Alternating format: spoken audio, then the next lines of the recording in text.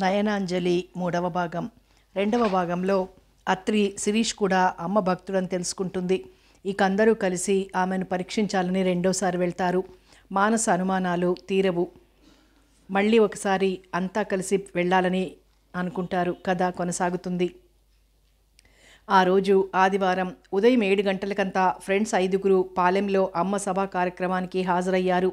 కార్యక్రమం మొదలయ్యేది 9 గంటలకు. కానీ ముందుగానే చేరుకొని అక్కడ ఏర్పాట్లు అవి కీన్గా అబ్జర్వ్ చేయాలని నిర్ణయించుకున్నారు. అప్పుడప్పుడే అక్కడ సిబ్బంది వాలంటీర్లు కార్యక్రమంలోకి దిగారు. విశాలమైన ఆవరణంతా భక్తులు లేక వెలవెలబోతున్నట్లుంది. పైన తాటాకులతో కట్టిన పందిళ్ళు, కింద టార్పాల్సు. అత్రి, మానస, రూప, నీరజ, లక్ష్మి అందరూ వేదిక మీద అమ్మ ఆసీనమయ్యే మందిరం దగ్గరికి చేరుకున్నారు. మందిరమంతా తాజా పూలతో శోభాయమానంగా పెళ్లి మందిరాన్ని తలదన్నే విధంగా అలంకరింపబడి ఉంది. అందరూ మందిరం చుట్టూ చేరి పూలమాలలు ఆసనం క్రింద భాగమంతా 1000 కళ్లతో శోధించారు. ఎలాంటి వైర్లు కానీ అనుమానాస్పద విషయం కానీ లేదు. తమ ఆంతర్యం అక్కడెవ్వరూ పసిగట్టకుండా ఉండాలని పువ్వులను, అలంకరణలను ఆసక్తిగా గమనిస్తున్నట్లు నటించసాగారు. వేదిక కింద పందిరాటల్ని, దూరంగా అక్కడక్కడ అల్లుకున్న మొక్కల్ని వెతికారు. ఇక ఆఖరిగా టార్పాల్స్ని ఆ చివరొకరు ఈ చివరొకరు పట్టుకొని చటుక్కున ఓ పక్కకు లాగేసి దీక్షగా నేలంతా పరీక్షించసాగారు. ఏమైంది? టార్పాల్స్ అలా లాగిపడేశారేమిటి? అప్పుడే అటువైపుగా వచ్చిన 2 వాలంటీర్లు కటువుగా అడిగారు. నీరజ తత్తరపడి వారి వంక కాస్త భయంగా చూసింది. ఆమె అవస్థ గ్రహించి అత్రి ముందుకొచ్చింది. ఓ చిన్న పాము పిల్ల దీని కింద దూరటం చూశాం, అందుకే అది లాగేసి వెతుకుతున్నాం అంది కాస్త ఆందోళన నటిస్తూ. వాలంటీర్లిద్దరూ ఉలిక్కిపడ్డారు. పామా? ఏది? ఎటువైపు వెళ్ళింది? అన్నారు కంగారుగా. ఇదిగో ఈ వైపు నుంచి దీని కిందికి దూరటం చూశాం మరి అంది మానస అందుకుంటూ. వెంటనే వాళ్ళిద్దరూ వెనుదిరిగి చప్పట్లు కొట్టి దూరంగా ఉన్న సిబ్బందికి రమ్మని సైగ చేశారు. క్షణంలో అందరూ వచ్చి అక్కడ గుమిగూడారు. టార్పాల్స్ అన్నీ బాగా దులిపి అంగుళం గాలించసాగారు వాళ్ళందరూ. అత్రి ఫ్రెండ్స్ వంక చూసింది. అందరూ కళ్ళతోనే నవ్వుకుని పామును వెతికే నెపంతో ఆ ప్రదేశమంతా క్షుణ్ణంగా పరిశీలించారు. ఎక్కడ ఏ విధమైన చిన్న అనుమానం, హింట్ దొరకలేదు. మరో అరగంటలో టార్పాల్స్ యథావిధిగా సర్దేసి వాళ్ల పనుల్లో మునిగిపోయారు. భక్తులు ఒక్కొక్కరే రాసాగారు. 9కి ఇంకో పావుగంట ఉందనంగా ఆ ప్రదేశమంతా జనంతో కిటకిటలాడిపోయింది. టంచన్గా 9ంటికి వేదిక మీద నుంచి టంగుమని గంట వినిపించింది. మరుక్షణంలో అమ్మ ప్రధాన ద్వారంలో ప్రత్యక్షమైంది. ఇరువైపులా 2 సుందరాంగులు యవ్వన శోభతో అలరారుతూ ఉన్నారు. వారి చేతుల్లో వెడల్పాటి వెండి పళ్ళాలు, నిండా వివిధ రకాల పుష్పాలు. అమ్మ ఒక్కో అడుగు వేసి కదిలినప్పుడల్లా వీళ్ళిద్దరూ పూలు అమ్మ పాదాల మీద చల్లుతూ నడవసాగారు. అమ్మ అరవిందం లాంటి తన పాదాలతో ఆ పూల మీద సుకుమారంగా నడుస్తూ వచ్చి పూలమందిరంలో ఆసనం మీద ఆసీనులయ్యారు. భక్తులు సమర్పించిన పూలహారాలు బుట్టల్లోంచి తీసి అమ్మ గళసీమను అలంకరించుతున్నారు. పక్కన ఉన్న అంగరక్షకుల్లాంటి అమ్మాయిలు స్నేహ బృందమంతా మొదటి వరుసలో కూర్చునున్నారు. నోరు విప్పి మాట్లాడకుండా దీక్షగా వేదిక వంకే చూస్తూ ప్రతి కదలిక గమనించసాగారు. సభా కార్యక్రమం ప్రారంభమైంది. అమ్మ మైక్లో భక్తుల పేర్లు పిలవసాగారు. తన పేరు అమ్మ నోట వినటమే తరువాయి అదృష్టం వరించినట్లు ఆనందపడుతూ వేదిక దగ్గరికొచ్చి అమ్మ ఆశీస్సులు పొంది ఫలపుష్పాలు అందుకుని వెళ్ళిపోతున్నారు. అమ్మ వదనంలో చెరగని చిరునవ్వు, మిరుమిట్లు గొలిపే కాంతి, విశాల నేత్రయుగళి నుంచి శాంతి వీక్షణాలు ఎంతటి వారికైనా భక్తి భావనలో పడిపోయేలా చేయగలవు. నిర్ణీత సమయానికి సభా కార్యక్రమం పూర్తయింది. సభంతా లేచి నిశ్శబ్దంగా నిష్క్రమించసాగారు. అత్రి బృందం కూడా లేచి బయటకొచ్చేశారు. ఈసారి 5గురు ఫ్రెండ్స్లో ఒక్కరిని కూడా పిలవలేదు అమ్మ. అత్రి, మీ శిరీష్ అడుగో అంది నీరజ. కారు పార్కింగ్ ప్లేస్లో తన కారు కానుకొని నిలబడి ఉన్నాడు శిరీష్. అత్రి అటు చూసి శిరీష్కి చెయ్యూపింది. అందుకు సమాధానంగా శిరీష్ కూడా చెయ్యెత్తి వేవ్ చేశాడు. ఇంతలో వాళ్ళ పేరెంట్సు, అక్క వచ్చి కారెక్కారు. శిరీష్ డ్రైవింగ్ సీట్లో కూర్చొని కారుని ముందు కురికించాడు. అత్రి మనోదృష్టి అంతా అమ్మ వేదిక, భక్తుల మీదే ఉంది. అమ్మ దేవతామూర్తేనా? అయినప్పుడు ఇలా సభలో భక్తుల్ని పిలిచి ఆశీర్వాదం ఇచ్చినంత మాత్రాన ఏమీ కాదే. దేశంలో ఎన్నో సమస్యలున్నాయి. తెల్లారి లేస్తే ఎంతోమంది ఆకలి బాధతో చచ్చిపోతున్నారు. వ్యధార్థులు, రోగపీడితులు, ఇంకా ఎన్నో రకాల సమస్యలు, బాధలతో నలిగిపోయే ఈ ప్రజల్ని అమ్మ ఉద్ధరించవచ్చునే. సంఘపరమైన సమస్యలు, దేశ సమస్యలు ఈ దేవతామూర్తి ఎందుకు బాగు చెయ్యదు? అత్రి తలలో సుడులు తిరుగుతున్న ఆలోచనలు. ఏమైందే ఈరోజు నీకు? మన కారు డల్గా ముందు కారుని అనుసరిస్తోంది. సైడ్ అడిగి ముందుకు దూకించు అంది లక్ష్మి.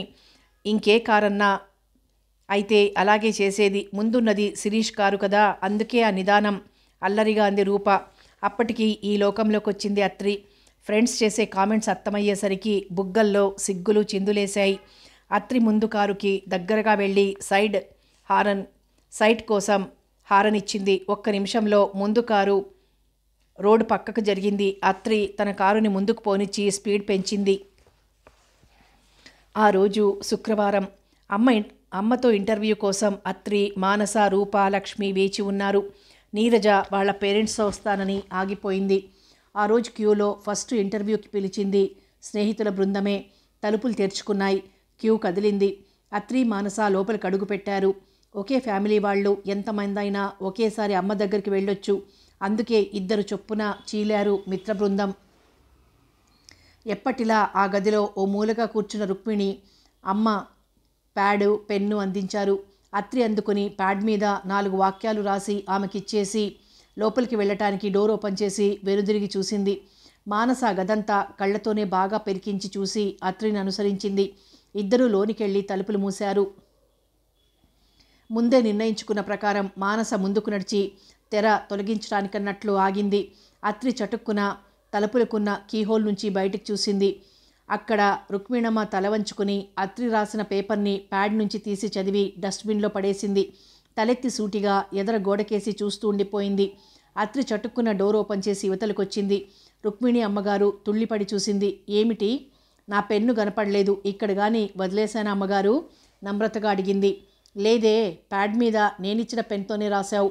అలాగా, దారిలో ఎక్కడో పడిపోయి ఉంటుంది అంటూ క్రీగంట రుక్మిణి అమ్మ చూసిన వైపు గోడకేసి చూసింది. అక్కడ కనకదుర్గమ్మ ఫోటో పెద్ద సైజులో గోడకి తగిలించబడింది. సాంబ్రాణి కడ్డీలు ఫోటో మూలల్లో గుచ్చబడి సగం కాలి ఉన్నాయి. కళ్ళు తిప్పి మళ్ళీ రుక్మిణమ్మ వదనంలోకి చూసింది. ఆమె పరిసరాలతో సంబంధం లేనట్లు దుర్గాదేవి ఫోటో వంకే చూస్తూ ఏదో స్తోత్రం పఠిస్తున్నట్లు గొణుక్కుంటున్నట్లు పఠించుతూ ఉండిపోయింది. అత్రి లోపలికి వెళ్ళిపోయింది. అప్పటి వరకు మానస అమ్మ దగ్గరికి వెళ్లకుండా కర్టెన్ కివతలే ఆగిపోయి అత్రి కోసం ఎదురు చూస్తూ ఉంది. ఇద్దరూ కలిసి అమ్మ సమక్షంలోకి నడిచారు. వీరిని చూడగానే అమ్మ ఆదరంగా నవ్వారు. ఏమ్మా, పెన్ను పోయిందా అన్నారు నవ్వుతూ. అత్రికి మతిపోయింది. ఏమని చెప్పాలి? అబద్ధం చెప్తే తెలిసిపోతుందేమో, కానీ పోయిందన్న అబద్ధం కూడా అబద్ధమని తెలుసుండాలిగా. అత్రి లోపల మదనపడసాగింది.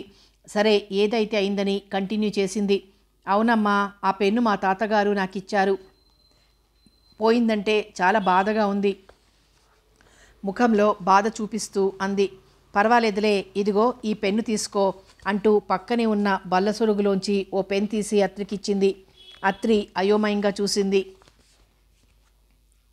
తీసుకోవాలా వద్దా అని ఆలోచిస్తూ అమ్మ చేతిలోని పెన్ను వంక చూసింది. ఆశ్చర్యం, అది తన పెన్నే. అనాలోచితంగా చెయ్యి చాపి పెన్ను తీసుకుంది అత్రి. అంటే ఏమిటర్థం? తన అబద్ధం ఆడానని అమ్మకి తెలిసిపోయినట్లేనా? తన మనసులో అభిప్రాయం ఆమెకు తెలిసిపోయి దానికి సమాధానంగా తన పెన్ను లాంటిది ఇచ్చిందే. అసలు అమ్మ దగ్గర పెన్స్ ఎందుకుంటాయి? ఇంకా అంతా అయోమయంగా గజిబిజిగా ఉంది. నువ్వు ప్రేమించిన వాడిని పెళ్లి చేసుకుంటానా లేదా అని కదూ నీ సందేహం? అమ్మ అడిగారు. అత్రి తలూపింది. వద్దు, అటువంటి సాహసాలకు పోవద్దు. పెద్దలు నిశ్చయించిన పెళ్ళే ఉత్తమం. ఈ కాలంలో గబగబా ప్రేమించామనటం, చిన్న విషయానికి విడిపోయామనటం ఓ ఫ్యాషన్ అయిపోయింది. పెళ్లి వరకు వెళ్ళలేని ప్రేమలు, పెళ్లి బంధాన్ని నిలపలేకపోయే ప్రేమలు కొన్ని. ప్రేమ జీవితాన్ని ముడివేయగలగాలి. ప్రేమ పరీక్షలకు తట్టుకునేలా చెయ్యాలి. ప్రేమ త్యాగం ప్లస్ స్వార్థం కలగలిపి పడుగుపేకల్లా అల్లుకుపోయేదిగా ఉండాలి. అప్పుడే ప్రేమ పండుతుంది. అత్రివదనం మ్లానమైంది. అంటే అమ్మ ఉద్దేశం ఏమిటి? అమ్మ అత్రినే చూస్తూ మళ్ళీ అన్నారు. కొన్నాళ్ల వరకు మనసుకు కష్టంగానే ఉంటుంది. కానీ నిలదొక్కుని చదువు మీద లగ్నం చేయి. పట్టుదల ఉంటే మనిషి సాధించలేంది లేదు. అత్రి మౌనంగా ఉండిపోయింది. నా మహిమతో, గొప్పతనంతో ఈ లోకంలోని బాధార్తులని, అన్నార్తులని ఉద్ధరించవచ్చు కదా అని నీ రెండో ప్రశ్న. అత్రి తలూపింది. జీవి తన పూర్వజన్మ కర్మానుసారం ఫలితాల్ని అనుభవించటానికి మరుజన్మలోకి వస్తుంది. ఆనాటి పాపపుణ్యాలు ప్రతివారు ఇప్పుడు అనుభవించాల్సిందే. దానిని ఆపటానికి, తప్పించటానికి ఎవరికీ సాధ్యం కాదు. మనమంతా నిమిత్త మాత్రులం. అయినప్పుడు మీరీ అవతారంలో ప్రజలకు చేసే ఉపకారం ఏమిటి? ప్రశ్నలకు భవిష్యత్ చెప్పటమేనంటారా? జరిగేవి జరక్క మానవు. మీరు చెప్పినా జరుగుతాయి, చెప్పకపోయినా జరుగుతాయిగా వెంటనే అంది అత్రి. అమ్మ నవ్వారు నిండుగా. ముత్యాల్లాంటి పలువరస చక్కుమని మెరిసింది. ఈ జన్మలోనైనా పాపాలు చేయకుండా ప్రజల్ని మంచి మార్గంలో నడిపించటం, ముక్తి మార్గాన్వేషణలో సాయపడటం, మరుజన్మలో మంచి జీవిగా జన్మించవచ్చని ఉద్బోధించి తద్వారా పాపాలు తగ్గించటం, పొరుగువారికి సాయపడటం వంటివి లోకాన నెలకొల్పటం, అందుమూలంగా ఆకలితో అలమటించే వారి సంఖ్య తగ్గిపోవటం. అమ్మ ఇంకా మాట్లాడబోయి ఆపేశారెందుకనో. నిజమే అనుకుంది అత్రి. అంతటి మహనీయ వ్యక్తిని తాను చిన్న చిన్న ప్రశ్నలు వేసి అవమానిస్తున్నానేమో అనిపించిందో క్షణం. అత్రి తల వంచుకుని కిందికి చూడసాగింది. అప్పుడు కనబడింది అక్కడొక హుండీ, ఓ పక్కగా అమ్మకు దగ్గరగా. అదెందుకక్కడ? ఇక్కడికి వచ్చేవారంతా కానుకలు సమర్పించమని ఇండైరెక్ట్గా చెప్పటమా అనుకుంటూ కళ్ళెత్తి అమ్మ వంక చూసింది. అమ్మ సర్వాంతర్యామిలా నవ్వారు. ఆ నవ్వు స్వచ్ఛంగా వెన్నెలలా ఉంది. ఆ హుండీ ఎందుకు? డబ్బు సంపాదన కోసమేగా అనుకుంటున్నావు కదూ అన్నారు. అత్రికి తల తిరిగిపోయింది.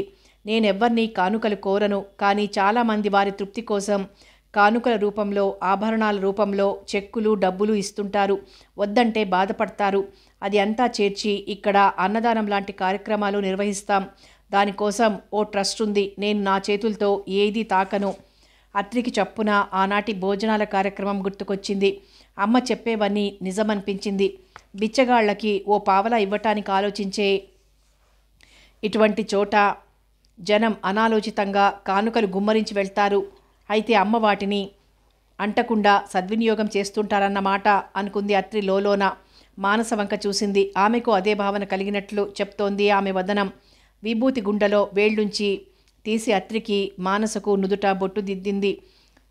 వీరి సజ్జలోంచి కొబ్బరికాయలు తీసి అమ్మ తనకు పక్కగా ఉన్న కార్నర్లో పడేశారు. అత్రి పరీక్షగా చూసింది. కొబ్బరికాయలు వేసింది ఓ మీటర్ పొడవు, వెడల్పు, లోతు ఉన్న గుంట లాంటిది. సిమెంట్తో చక్కగా కట్టబడి ఉంది. దాంట్లో భక్తులు సమర్పించిన పూజా సామాగ్రి, కొబ్బరికాయలు వేసుకుంటారు కాబోలు. బాగానే ఉంది అరేంజ్మెంట్. పళ్ళు తీసి స్వామి పటాలకు చూపించి అవి వీరిద్దరికీ పంచారు. అత్రి పర్సులోంచి 50 రూపాయలు తీసి హుండీలో వేసింది. మానసు కూడా కర్చీఫ్ విప్పి డబ్బు తీసి హుండీలో వేసింది. అమ్మ దగ్గర సెలవు తీసుకుని ఇద్దరు బయటకు వచ్చేశారు. దూరంగా ఓ చెట్టు కింద ఆగి కూర్చున్నారు. మను, అమ్మ దైవాంశ సంభూతురాలు, అందులో సందేహం లేదు. నువ్వేమంటావు అంది అత్రి భక్తి నిండిన కంఠంతో. అవును అంది మానస కూడా ఒప్పుకుంటూ. సిరితో నాకు పెళ్ళవదని అమ్మ చెప్పింది. అదే నాకు దిగులుగా ఉంది ఖిన్న వదనంతో అంది అత్రి. అమ్మ చెప్పిన దాన్ని బట్టి చూస్తే శిరీష్ మోసకారి అని అర్థమవుతోంది. ఒకవేళ అతను ఫ్రాంక్ కాదేమో, నీతో ప్రేమ టైంపాస్కేమో. అటువంటిదేదైనా ఉంటే నువ్వు నెమ్మదిగా తప్పుకోవటం మంచిది సలహా ఇచ్చింది. మను, నాకంతా అయోమయంగా ఉంది. మానస సానుభూతిగా స్నేహితురాలి భుజం తట్టింది. అవును, నీ పెన్ పోవటం అనేది అబద్ధం కదా. మరి అమ్మ పెన్ ఎందుకు ఇచ్చినట్టు? మానస టాపిక్ మార్చింది. అదే అర్థం కాలేదు. ఒక విధంగా ఆలోచిస్తే బెత్తని చెప్పుతో కొట్టారా అమ్మ అనిపిస్తోంది అంది అత్రి ఆలోచిస్తూ. ఏమిటది? అత్రి పర్సులోంచి పెన్ తీసి చూసింది. నేను వాడుకునే పెన్ అచ్చంగా ఇలాంటిదే, ఇదే బ్రాండ్. నీ పెన్ సరిగ్గా ఇలాంటిదే. నువ్వు నటిస్తున్నావు సుమా అన్నట్లు ఇది నాకిచ్చిందేమో అనిపిస్తోంది అంది అత్రి. కావచ్చు. ఇక మనం అమ్మ గురించి అనుమానాలు పెట్టుకోకూడదు. అవును, దూరంగా చూస్తూ అంది మానస. సరే వెళ్దాం పదా అంటూ లేచి చీరకంటిని ఇసుక దులుపుకుంది అత్రి. ఇద్దరూ కదిలి ముందుకు నడిచి తమ కారు వద్దకు చేరుకున్నారు. అప్పుడే అక్కడికి వచ్చి ఆగిన కారులోంచి శిరీష్ దిగాడు.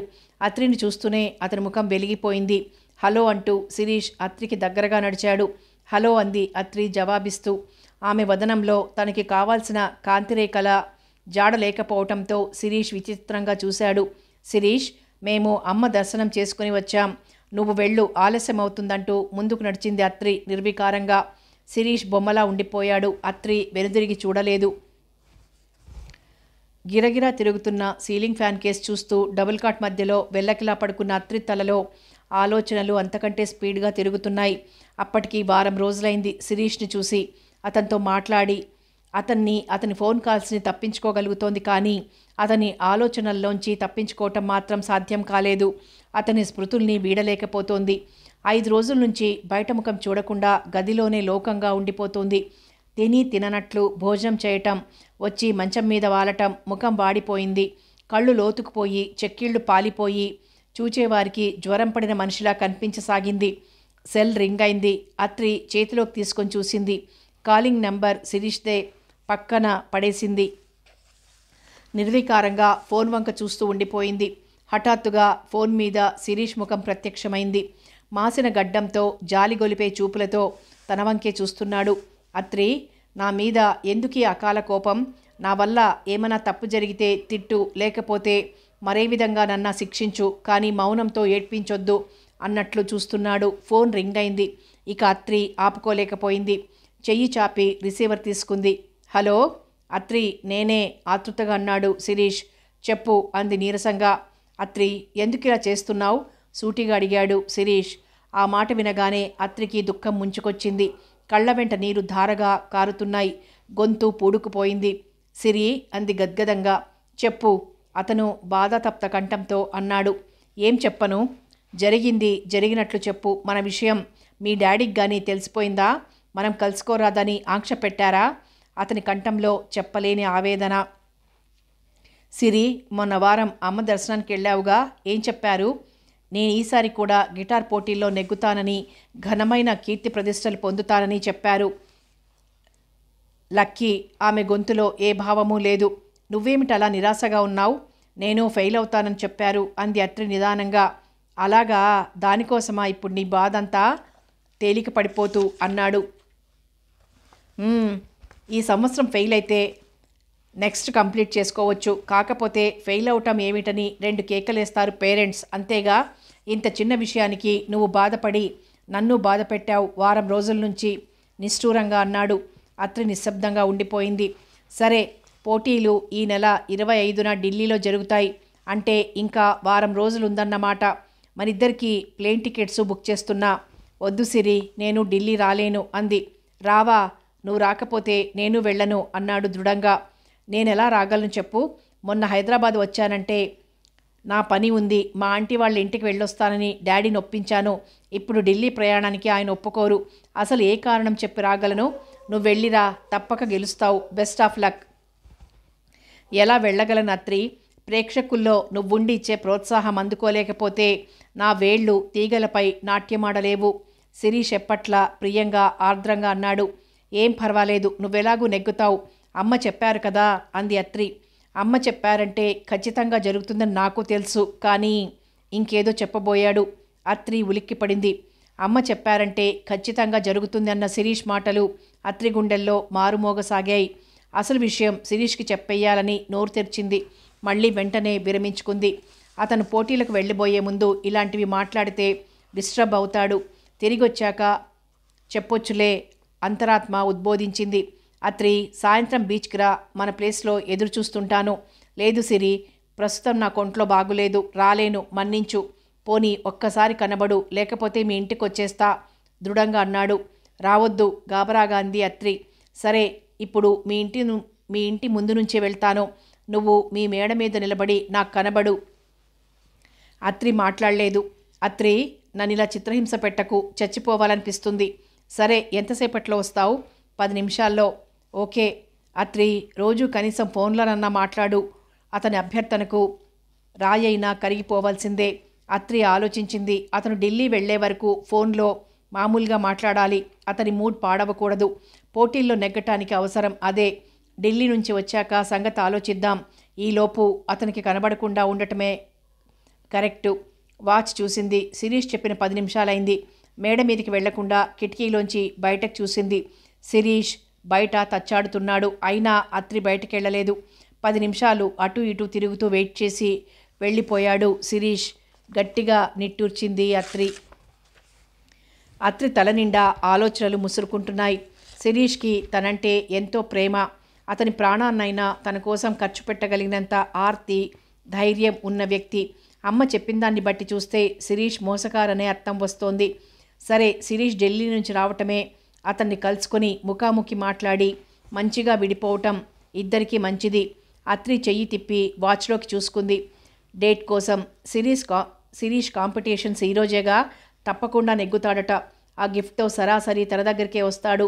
అతన్ని తనెలా రిసీవ్ చేసుకోవాలి, అతనికి ఈ విషయం అసలు ఎలా చెప్పాలి?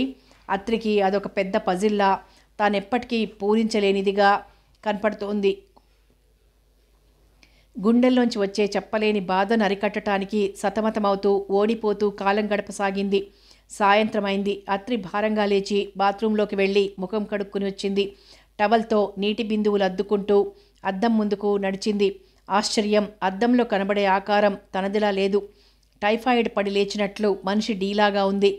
కళ్ళ చుట్టూ నల్లటి వలయాలు, కళ్ళల్లో తరిగిపోయిన కాంతి, నిరాశ నిస్పృహల కలయికతో నిండి ఉన్న వదనం. శిరీష్ తోడులేని జీవితం ఇలా ఉంటుంది సుమా అని బోధిస్తున్నట్లుగా ఉంది. గట్టిగా నిట్టూర్చి పౌడర్ డబ్బా అందుకుని తీసి ముఖానికి రాసుకుంది. నుదుట బొట్టు దిద్దుకొని త్వరగా అక్కడి నుంచి కదిలి మేడ మీదికి వెళ్ళింది. బాల్కనీలో కూర్చుని రోడ్డు మీద పోయే వాహనాలు చూడసాగింది.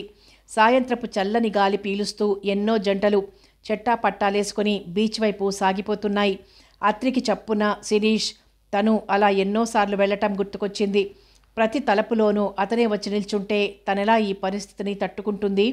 కారు హారన్లోనూ, టెలిఫోన్ బెల్లోనూ, టేప్లోంచి వచ్చే పాటల్లోనూ, టీవీ సీన్స్లోనూ, ప్రతి జంటలోనూ, ప్రతి ఊహలోనూ అతనే.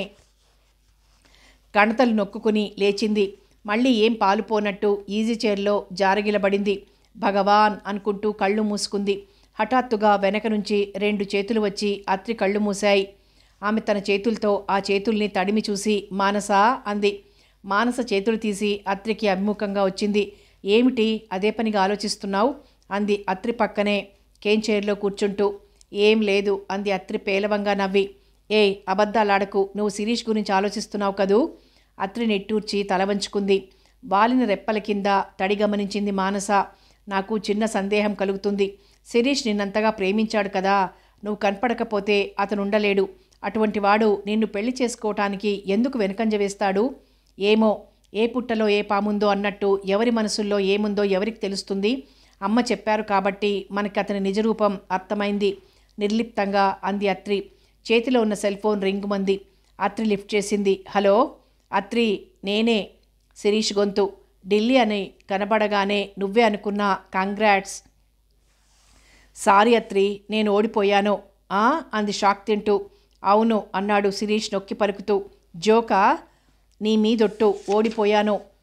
ఐఎమ్ సారీ శిరీష్, తాను బాధపడుతూ అంది అత్రి. ఇట్స్ ఆల్ రైట్, రేపు వచ్చేస్తున్నా, రాగానే కలుస్తా. ఓకే. అత్రి డిస్కనెక్ట్ చేసింది. మను, శిరీష్ ఓడిపోయాట అంది. పాపం అంది సానుభూతిగా మానస. అది సరే, విచిత్రంగా ఉంది. అమ్మ నెగ్గుతాడని చెప్పారు కదా, మరి ఓడిపోవటం ఏమిటి? ఈ లెక్కన మా పెళ్లి జరగదనేది ఎంతవరకు నమ్మొచ్చు? మానస నవ్వింది.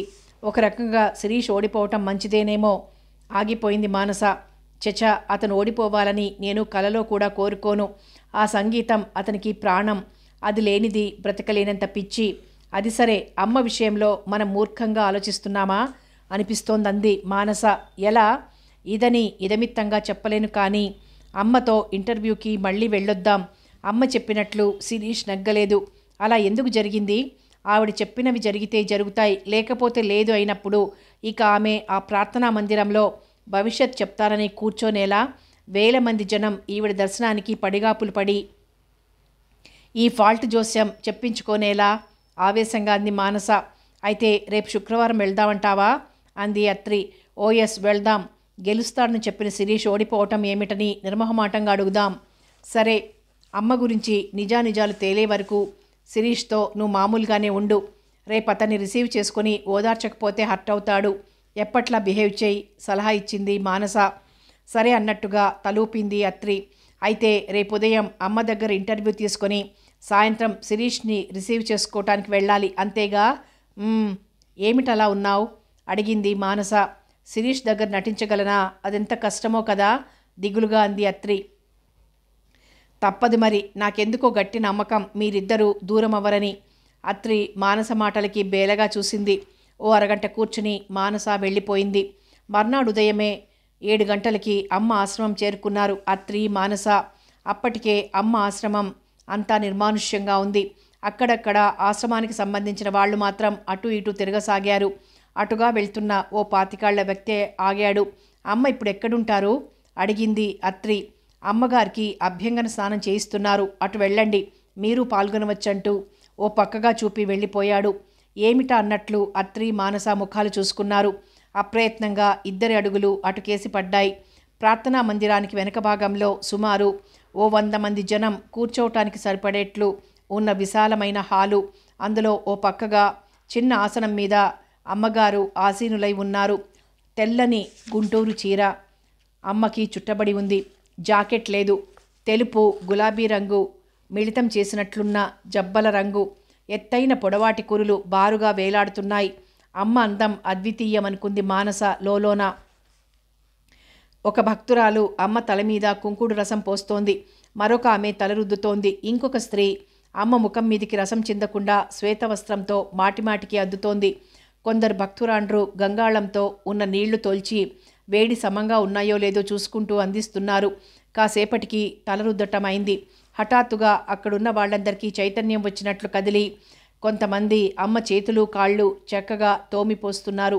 మరికొంతమంది అమ్మ వంటిమించి జారే నీళ్లు తీసి కళ్ళకద్దుకుని తల మీద చల్లుకుంటున్నారు భక్తిగా. అప్పటికే కొంతమంది చెంగులు దోపి అమ్మ దగ్గరగా నేల మీద కూర్చుని ఆమె మించి కిందికి జారే నీళ్లు తమ మీద పడేట్లు చేసుకోవటానికి విశ్వప్రయత్నం చేస్తున్నారు. మరికొంతమంది ఆ నీటి మడుగులో కూర్చుని వళ్లంతా తడిశాక జన్మ తరించినట్లు సంతృప్తి పడి పక్కకి తప్పుకుంటున్నారు. మరుక్షణం ఆ స్థానాన్ని భర్తీ చేస్తున్న వాళ్ళు కొందరు. అక్కడున్న అందరి వదనాలు భక్తి ప్రపత్తులతో సంతోషంతో నిండిపోయి ఉన్నాయి.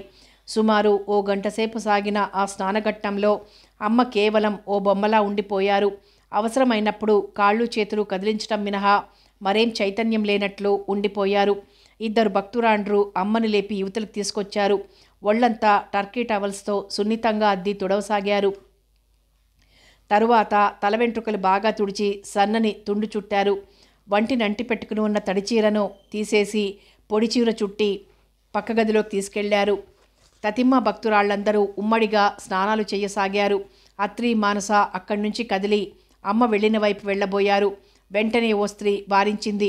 అమ్మ అభ్యంతర మందిరంలోకి ఎవరూ వెళ్లరాదు అని ఖండితంగా చెప్పేసింది. గత్యంతరం లేనట్లు ఇద్దరూ బయటకు వెళ్లే ద్వారంలోంచి వచ్చేశారు. అక్కడే కాసేపు అటూ ఇటూ తిరిగారు.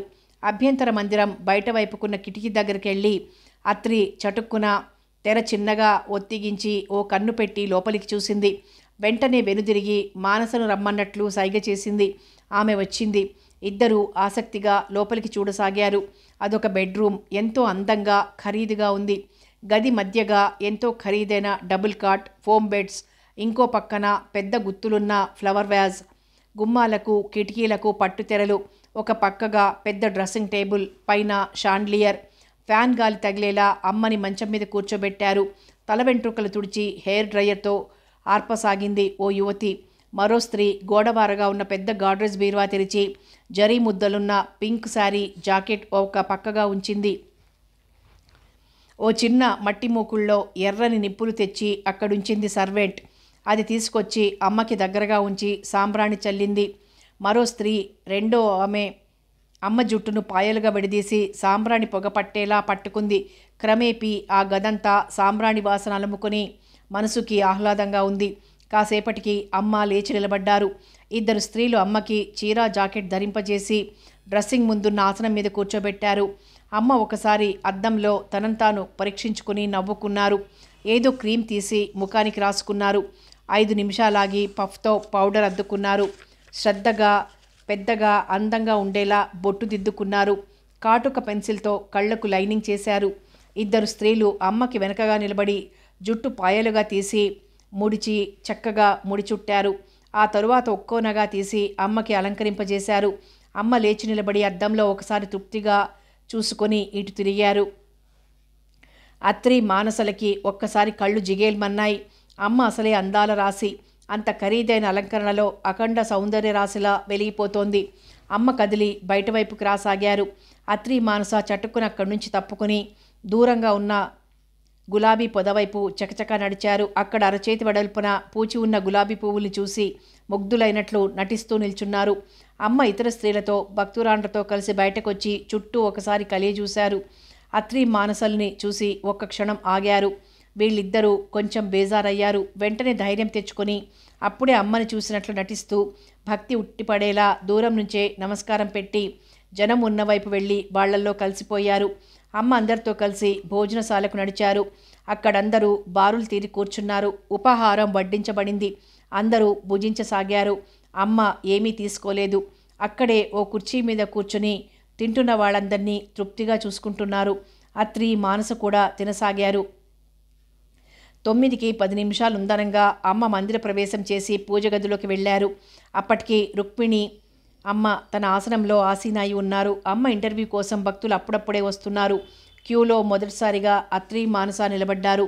మరో 10 నిమిషాలకి క్యూ వదిలారు. అత్రి మానస లోనికి అడుగు పెట్టారు. రుక్మిణి అమ్మ వీరిని సాదరంగా చూసి పెన్ను ప్యాడ్ అందించారు. అత్రి అందుకొని రాసింది. నా ఫ్రెండ్ శిరీష్కి మీరు గిటార్ కాంపిటీషన్లో నెగ్గుతామని చెప్పారట. కానీ అతను ఓడిపోయాడు. ఎందుకు ఇలా జరిగింది? మీరు చెప్పిన జోస్యం తప్పిందెందుకు అని రాసి పెన్ను ప్యాడ్ రుక్మిణి అమ్మగారికి ఇచ్చేసింది అత్రి. ఆమె మానసకు కూడా ప్యాడ్ అందించబోయారు. వద్దన్నట్లు మానస తలూపింది. మా ఇద్దరిది అదే ప్రశ్న అంది. రుక్మిణి అమ్మ చిన్నగా నవ్వి లోపలికి వెళ్ళండి అన్నట్లు చూశారు. అత్రి మానస లోనికి నడిచి తలుపు మూశారు. అత్రి వంగి కీహోల్లోంచి బయటకు చూసింది. రుక్మిణి అమ్మ ఎప్పట్లా ఎదురు గోడకేసి దీర్ఘంగా చూస్తోంది. అత్రి అటు కేసి చూడాలని ప్రయత్నించింది. కానీ ఆ చిన్న హోల్ నుంచి పక్కలకు చూడటానికి సాధ్యం కాలేదు. అత్రి వెనుదిరిగి వెళ్ళి మానసను కలుసుకుంది. ఇద్దరూ కర్టెన్ దాటి వెళ్ళి అమ్మ ఎదుట నిలబడ్డారు. మీ ఫ్రెండ్ గిటార్ పోటీల్లో నెగ్గుతాడని చెప్పాను, నిజమే. కానీ ఓడిపోయాడు. అదేగా మీ ఇద్దరి సందేహం అడిగారమ్మ. అవునన్నట్లుగా ఇద్దరూ ఒకేసారి తలలూపారు. ఆతృతగా చూడసాగారు. సూటిగా అమ్మ ముఖంలోకి గుచ్చి చూస్తున్నాయి. అమ్మ ఏం చెప్తారా అని, ఆగ్రహం అసహనం ప్రదర్శిస్తారా అని క్యూరియస్గా ఉన్నారు. ధైర్యంగా అమ్మ ముందు నిలబడి నువ్వు చెప్పింది జరగలేదు అని అడగటం అంటే మాటలు కాదు కదా. అమ్మ ప్రశాంత చిత్తంతో చిరునవ్వుతో చూస్తూ అన్నారు. అతను ఓడిపోతాడని నాకు ముందే తెలుసు. కానీ నేను ఆ విషయం చెప్పకూడదు మరి. అదేమిటమ్మా? ఓడిపోతాడని చెప్తే అతను ఆ పోటీలకు వెళ్ళేవాడే కాదు. ఓటమి బాధ ఉండేది కాదు. అతని కెరీర్లో ఓటమి నమోదయ్యేది కాదు. మరో నిమిషంలో చనిపోయే రోగికి బ్రతుకుతావనే చెప్తాడు డాక్టర్. ఆ రోజు కోర్టులో కేసు ఓడిపోతామని తెలిసినా తన క్లయింట్కి గెలుస్తామనే చెప్తాడు లాయర్. అది వాళ్ల వృత్తి ధర్మం. భక్తుల అపజయాలు మాకు తెలిసినప్పటికీ చెప్పకూడదు. ఎందుకంటే ఓటమి అనుభవం కూడా జరగాలి. మానవ జీవితమే గెలుపు ఓటమిల కలయిక. ఆ రెండింటి రుచి ప్రతివారు అనుభవించి తీరాలి. ఓటమి పొందిన వారికే గెలుపులోని గొప్పదనం తెలుస్తుంది. అప్పుడు పట్టుదల పెరిగి మరో ప్రయత్నంలో సాధన చేస్తాడు.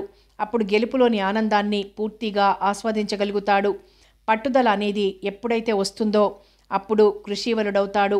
ఆ కృషి సాధన తపస్సుగా మారి చివరి దశలో భగవంతుణ్ణి కనుగొనే ప్రయత్నంలో సఫలీకృతులవుతారు. అమ్మ సుదీర్ఘంగా ఇచ్చిన వివరణకు ఫ్రెండ్స్ ఇద్దరూ అవాక్కయ్యారు. నీ దగ్గర ఇంతటి మాటల చాతుర్యం ఉండబట్టే ఇన్ని వేల మందిని నీ చుట్టూరా బొంగరంలా తిప్పుకోగలుగుతున్నావు మహాతల్లి అనుకుంది అత్రి. ఇంకేదో అడగాలని నోరు తెరవబోయిన మానసను పట్టించుకోనట్లు అమ్మ విభూది గుండెలో వేళ్లుంచి తీసి ఇద్దరి నుదుట బొట్టు దిద్దారు. బొట్టు పెట్టారంటే ఇంకక్కడ ఒక్క నిమిషం ఉండరాదని అర్థం. ఇద్దరూ బయటకు వచ్చేశారు. కారు పార్కింగ్లో ఉన్న తమ కారు కానుకొని నిల్చున్నారు. అమ్మ చెప్పింది వింటే నీకేమనిపించింది అడిగింది అత్రి. 2 రకాల భావనలు కలుగుతున్నాయి. ఏమిటవి? ఒకటి మాటల చాతుర్యంతో ఎస్కేపింగ్. రెండోది ఓటమిని ముందుగా తెలియనివ్వకూడదనే సద్బుద్ధి. రెండవది నిజమేమో అంది అత్రి. నాకు మొదటిది నిజమనిపిస్తోంది. అవి రుజువు చెయ్యాలిగా.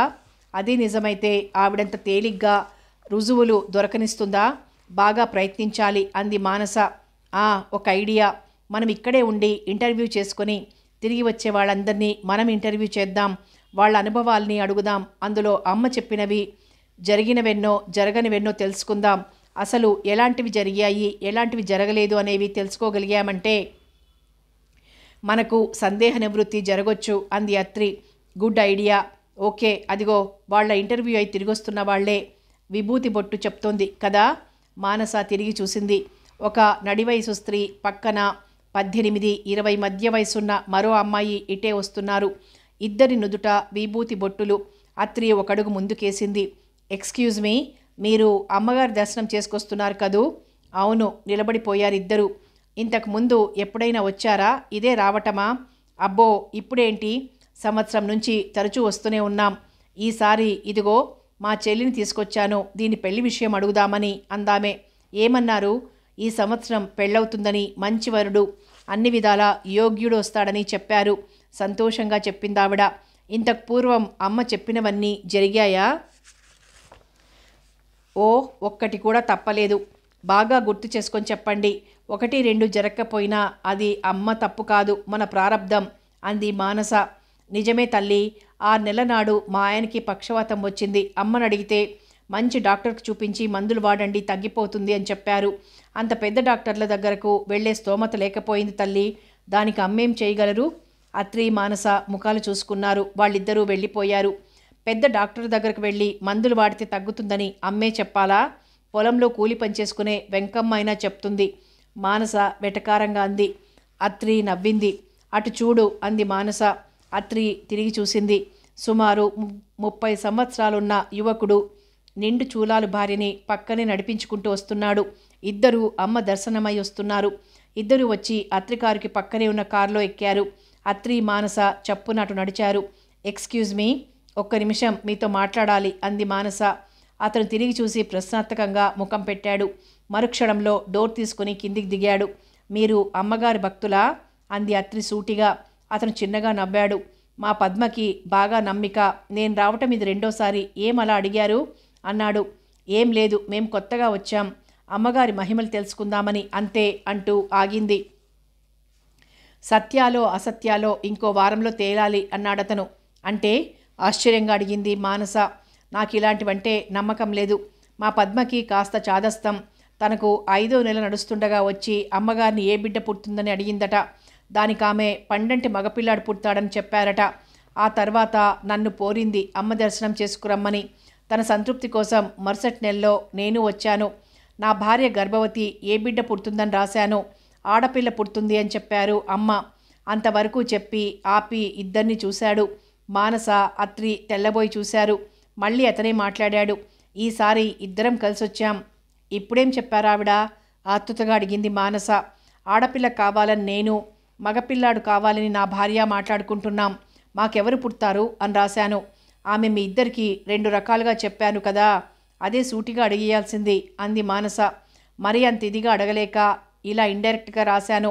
మమ్మల్ని చూడ్డంతోనే అమ్మ ప్రశాంత చిత్తంతో అన్నారు. బిడ్డలు దైవ ప్రసాదాలు. ఆడ మగ భేదం మనకే కానీ భగవంతుని దృష్టిలో అంతా ఒకటే. సుఖప్రసవం జరిగి తల్లి బిడ్డలు ఆరోగ్యంగా ఉంటారు అన్నారు. ఒక్క నిమిషం ఆగాడు. ఈ రోజుల్లో పేటకో బాబా, వీధికో అమ్మ వెలుస్తున్నారు. దేవుడు కూడా వ్యాపార వస్తువైపోయాడు. ఇంతకంటే ఏం చెప్పాలో తోచదు అన్నాడు. ఒక చిన్న రిక్వెస్ట్, మీ భార్య డెలివరీ కాగానే ఏ బిడ్డ పుట్టారు అనేది నాకు ఫోన్ కాల్ చేయగలరా అడిగింది అత్రి. తప్పకుండా. అత్రి విజిటింగ్ కార్డు ఇచ్చింది. నా పేరు రమేష్, ఇంకా వెళ్ళొస్తామంటూ సెలవు తీసుకుని కారులో కూర్చున్నాడు. అతని భార్య అత్రిని, మానసను ఓసారి చూసి తల తిప్పేసుకుంది. రమేష్ కారు స్టార్ట్ చేసి ముందుకెళ్ళిపోయాడు. అయితే ఆడపిల్ల కాకుంటే మగపిల్లాడు అన్నట్లుంది అమ్మ పరి అంది మానస. పక్క నుంచి మాటలు వినబడటంతో తిరిగి చూశారిద్దరూ. 4 పెద్ద మనుషులు తెల్లని ఖద్దరు బట్టలు ధరించున్నారు. అందరూ 50 వయసు పైవారే. నుదుట విభూది బొట్టు. వాళ్ళంతా తమ లోకంగా మాట్లాడుకుంటూ అత్రి, మానసల్ని దాటుకుని వెళ్ళి ఒక చోట నిలబడ్డారు.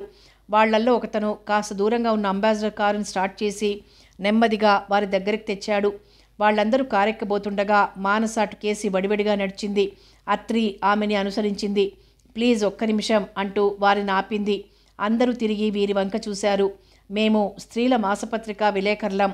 అమ్మవారి గురించి పరిచయం, పూర్వాపరాలు, భక్తుల అనుభవాలు రాసుకుంటున్నాం. మీరు మీ ఎక్స్పీరియన్స్ చెప్తే రాసుకుంటాం అడిగింది నమ్రతగా. ప్రెస్ అనగానే వాళ్ళందరూ ఎలర్టై నిశ్చితంగా చూశారు. అడగండి అన్నాడు ఒకతను. మీరెంతకాలం నుంచి వస్తున్నారు అమ్మ దగ్గరకు అడిగింది మానస. స్టీరింగ్ సీట్లో ఉన్న ఆయన ఇంజన్ ఆఫ్ చేసి కిందికి దిగాడు. నేను సుమారుగా 3 సంవత్సరాల నుంచి అమ్మ దర్శనానికి వస్తున్నాను. ఈసారి వీరి ముగ్గురిని తీసుకొచ్చాను అన్నాడు. అమ్మ గురించి మీ అభిప్రాయం? ఆమె సాక్షాత్తు దేవత అని ఎలా చెప్పగలరు? ఈ 3 సంవత్సరాల్లో అమ్మ చెప్పినవన్నీ వేదవాక్కులుగా జరిగాయి. మొన్నటికి మొన్న ఈయన ఎలక్షన్లో పెద్ద మెజారిటీతో గెలుస్తారని ఆశీస్సులు ఇచ్చారు. అక్షరాల అదే జరిగింది. అలాగే ఇంకా చాలా. అమ్మ చెప్పిందేది తప్పలేదా? లేదు, ఖచ్చితంగా అన్నాడతను. ఆమె ముందుగా మన కోర్కెలు పేపర్ మీద రాయించుకుంటారటగా? అవును. అలా ఎందుకు? రుజువు కోసం, నమ్మకం కోసం. ఒకసారి ఓ వ్యక్తి కావాలని అమ్మ చెప్పిందంత అబద్ధమని, తన మనసులో అనుకున్నది అమ్మ చెప్పింది ఒకటి కాదని గొడవ లేవదీశాడు. అక్కడితో అమ్మ ఈ పద్ధతి ప్రవేశపెట్టారు. అలాగా అంది మానస. అత్రి అదంతా నోట్ చేసుకున్నట్లు నటించసాగింది. మానస వారందరికీ నమస్కరించి ఇద్దరూ వాళ్ళకి థ్యాంక్స్ చెప్పారు. వారంతా సెలవు తీసుకుని వెళ్ళిపోయారు. 5 నిమిషాలు గడిచాయి. బాగా పెద్ద వయసుతో నడుం ఒంగిపోయి నడవలేక నడుస్తున్న ఓ పండు ముదుసలిని చెయ్యి ఆసరాతో నడిపించుకుంటూ ఓ 25 ఏళ్ల యువకుడు అటుగా వచ్చాడు. ఇద్దరి నొసట విభూతి బొట్లు. అత్రి మానస 2 అడుగులు వేసి వారిని ఆపారు. మామగారు అమ్మ దైవస్వరూపమే అంటారా? అడిగింది అత్రి. ఆమె పండిపోయిన తలను పైకెత్తి కళ్ళు చెట్లిస్తూ బాగా పరికించి చూసింది. దైవాంశ కాకపోతే ఇంతమంది బాధార్తులను ఊరడించగలగడం మానవ సాధ్యమా తల్లి? అంది సన్నగా వణుకుతున్న కంఠంతో. ఆమె చెప్పినవన్నీ జరిగాయా? అడిగింది మానస. నా ఈ 80 ఏళ్ల జీవితంలో ఎంతోమంది స్వాముల్ని తల్లుల్ని చూశాను. కానీ ఈ తల్లిలో దైవాంశ వాక్శుద్ధి ఎక్కడా చూడలేదు. ఆమె కలియుగ అవతారమూర్తి, అందులో సందేహం లేదు. అయినా ఇన్ని అనుమానాలు మీకెందుకు వస్తున్నాయి? మాకు అమ్మ చెప్పినవి జరగలేదు, అందుకని మిమ్మల్ని అడుగుతున్నాం లేండి. బోసి నోరు విప్పి సర్వజ్ఞురాలిలా నవ్విందా అవ్వ. మీరింకా చిన్నవాళ్ళు, అనుభవ శూన్యులు. పెద్దలు మాట్లాడే మాటల్లో భావం గ్రహించుకోగలిగే వయస్సు రాలేదు. అమ్మ ఏ మాట ఎందుకు చెప్తారో అందరికీ అర్థం కాదు. ఆమెను శంకిస్తూ ఇక్కడ నిలబడి ఉంటే అమ్మకు తెలిసిపోతుంది. పెద్దవారితో పరాచికాలు అనర్థదాయకం. వెళ్ళి మీ పని చూసుకోండి తల్లి అని ఉచిత సలహా ఇచ్చిందా వగ్గు. మేడం, ఒక మాట చెప్తా వింటారా? అన్నాడు పక్కనున్న ఆమె మనవడు కల్పించుకొని. ఇద్దరూ అతని కేసు చూశారు. దేవుడు దేవతలు అనేవాళ్ళు మనం నమ్మితే ఉన్నారు, నమ్మకపోతే లేరు. అవి తెలుసులేండి. దేవుని పేరు అడ్డం పెట్టుకొని మోసాలు చేస్తున్న వ్యాపారం సాగించే వాళ్ళ గురించే. పదరా సత్తి, వీళ్లతో మనకు మాటలెందుకు? కలికాలం పిల్లలు పెద్దవాళ్ళని విమర్శిస్తున్నారంటే కలికాలం మహిమే అంటూ విసవిస నడిచింది మనవడితో సహా. సత్యబాబు పోతూ పోతూ వెనుదిరిగి ఓ చిరునవ్వు విసిరి చెయ్యూపాడు. ఫూల్, వీడి కళ్ళకి మనం ఎలా కనిపిస్తున్నామో. పళ్ళు బిగించింది మానస. దారిలో నిలబడి వెళ్ళిపోయే వాళ్ళని ఆపి మాట్లాడితే ఇలాంటి సన్నాసులకు చులకన కాక ఏమిటి? పద పోదాం అంది అత్రి. ఇలాంటి చిన్న చిన్న అవాంతరాలకు భయపడి పారిపోతే లాభం లేదు, సహనం చూపాలి. అదిగో ఈసారి మన వయసు వాళ్ళు 4 అమ్మాయిలు వస్తున్నారు. వాళ్లతో మాట్లాడి తెలుసుకుందాం, కాస్త లాభం ఉండొచ్చు. అత్రి అటు చూసింది. 4 కాలేజీ స్టూడెంట్స్లా ఉన్నారు. ఎక్స్క్యూజ్ మీ అంది మానస వారితో కలిసి అడుగులేస్తూ. వాళ్ల లోకం నుంచి బయటపడి ఇటు చూశారు వాళ్ళు. మేము విలేకరులం, అమ్మ గురించి మీ అభిప్రాయం చెప్తారా అంది అత్రి. అమ్మ సాక్షాత్తు భగవంతుని అవతారం అంది వారిలో పొడవుగా ఉన్న అమ్మాయి. అని నిదర్శనం చూపగలరా? అమ్మ మన మనసులో అనుకునేవి వాటికి జవాబులు చెప్తున్నారంటే అది మానవ మాతృలకు సాధ్యమయ్యేదా? అమ్మ చెప్తున్న భవిష్యత్తు జరుగుతాయంటారా? తప్పకుండా జరుగుతాయి. ఎదుటి మనసులో మాట చెప్పగాలేంది భవిష్యత్తు చెప్పగలగటంలో ఆశ్చర్యమేముంది? ఇంతకుముందు ఏమైనా జరిగాయా మీకు? మేము రావటం ఇదే ప్రథమం. అలాగా, సరే థ్యాంక్స్. వాళ్ళు వెళ్ళిపోయారు. మొదటిసారి వచ్చిన వాళ్ళ నుంచి మనకేమి ఇన్ఫర్మేషన్ దొరుకుతుంది అంది మానస. అందుకే వదిలేశాను. మన పిచ్చి కానీ ఇక్కడికి వచ్చే వాళ్ళంతా అమ్మంటే భక్తి నమ్మిక ఉన్నవాళ్లే అయి ఉంటారు. ఏమాత్రం అపనమ్మకం ఉన్నా రావటం మానేస్తారు, కానీ వస్తూ పోతూ ఉండరు కదా.